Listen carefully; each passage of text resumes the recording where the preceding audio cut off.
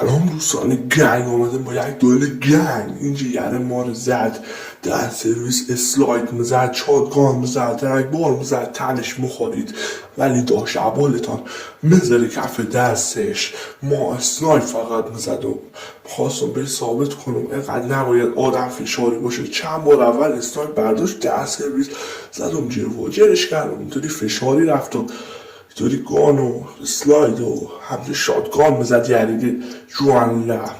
ولی اینجا فکر میکردم به بازان دیگه احتمالا هم مباختم، چون دیگه یارو بازیش قوی بود، شاتگان هم برداشته بود در سرویس، اسلاید هم میزد تنش مخارید. گفتم شاید ببازه ولی حالا خدا بزرگه، شالا میبردیم ولی نمیدونم، حالا بشینیم ببینیم میبریم یا مبازم.